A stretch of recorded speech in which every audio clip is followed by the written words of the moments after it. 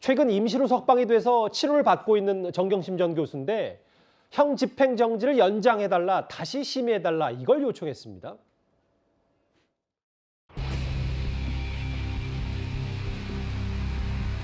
정당을 차린 후에 재판에 성실히 임하겠습니다. 이제 재판이 곧 마무리될 텐데 혹시 하시고 싶은 말씀 있으신가요?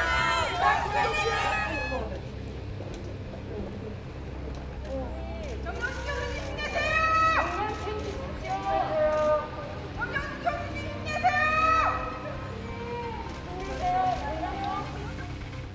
원래 뭐 지병이 있는데 네. 지금 형집행 정지가 된 거는 허리 디스크 척추에 큰 문제가 발생을 했기 때문입니다. 네.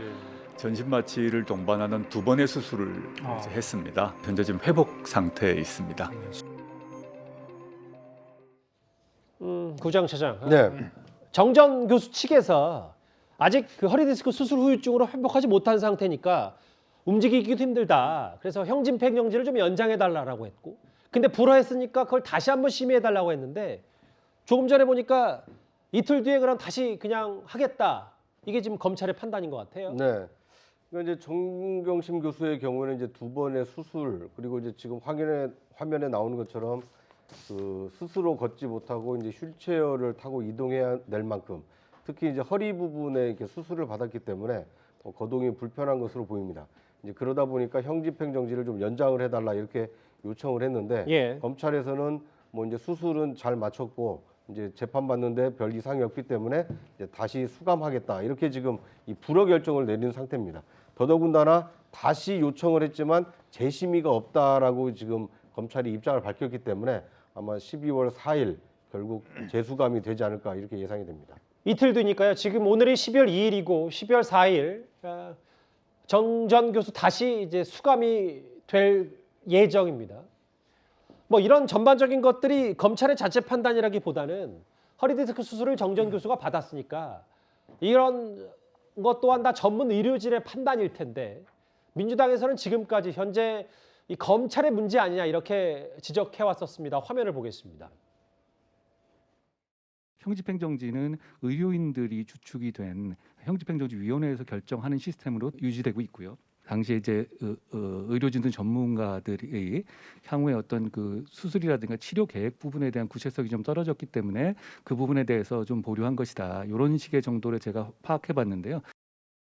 정경심 교수는 뭐 허리 디스크 파열 협착 그로 인한 하지 마비 뭐 이런 상황까지 생겨서 수술 또 보존 치료 이런 걸 서둘러야 된다는 게 전문의들의 소견이거든요. 이명박 전 대통령 같은 경우는 당뇨를 이유로 해서 형 집행정지를 너무나 쉽게도 오케이를 해줬었거든요. 네네. 어떤 게 공정한 것인가.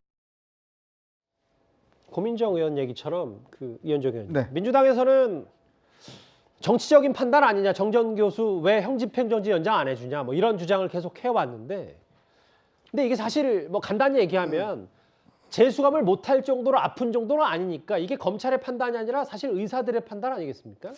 그러니까 지금 구치소나 교도소에는 아픈 분들이 꽤 많습니다. 왜냐하면 일상생활을 하다가 구치소나 교도소 들어가면 모든 사람들이 심리적 또 육체적 고통을 많이 겪습니다.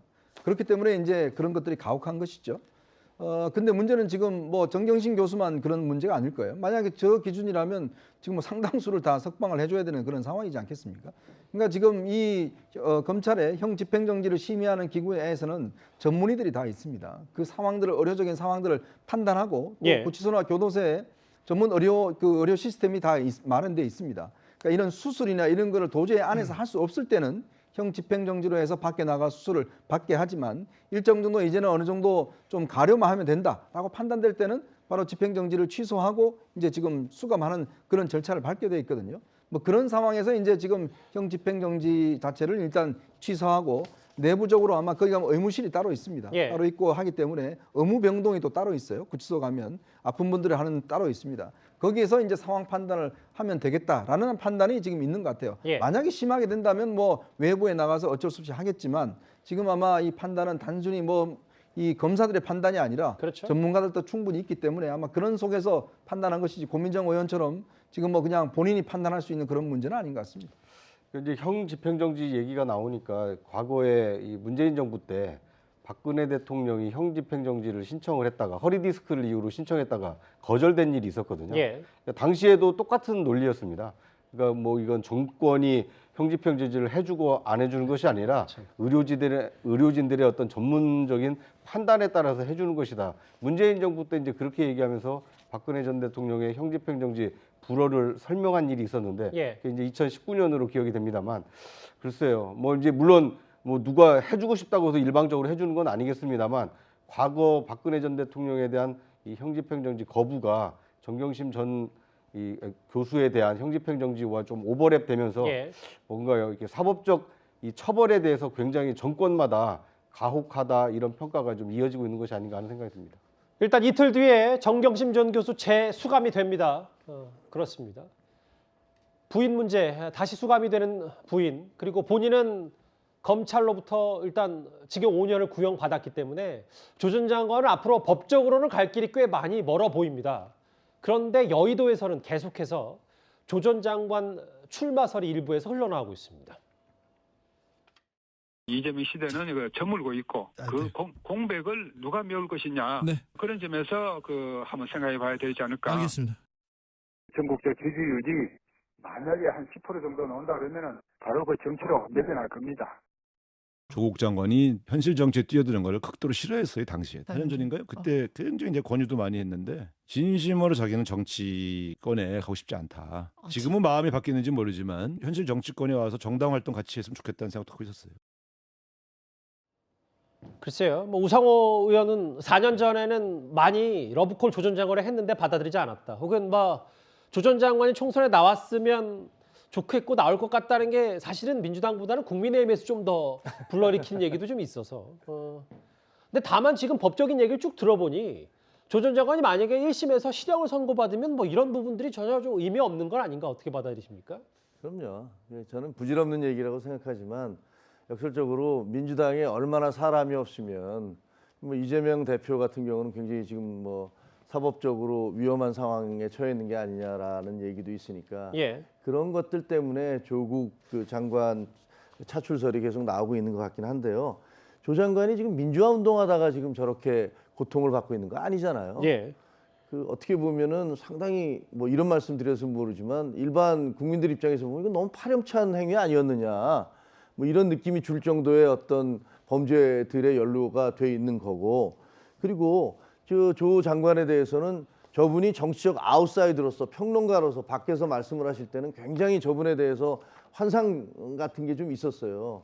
하지만 그 이후에 저분의 이제 좀 드러난 여러 가지 문제점들을 보면서 그 환상이 많이 깨졌다고 생각을 합니다. 예. 그래서 조 장관이 정치적으로 복귀하는 거, 정치판의 무대에 등장하는 것은 쉽지 않다고 생각을 합니다만, 예. 그런데 대한민국 같은 경우는 좀 그걸 그렇게 얘기하기도 쉽지 않은 게 지금도 기억나는 게 대북 송금 사건으로 구속됐던 박지원 장관이 뭐 이렇게 휠체어를 타고 굉장히 선처를 호소했던 그런 모습이 기억이 나요.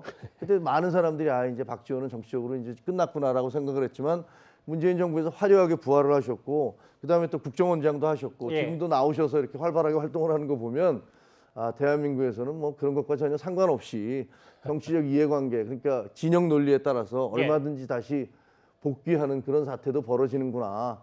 외국 같으면 저는 뭐 쉽지 않을 거라고 생각을 합니다만 그래서 개인적으로는 조국 장관이 다시 돌아오는 것은 매우 어렵다라는 생각을 합니다.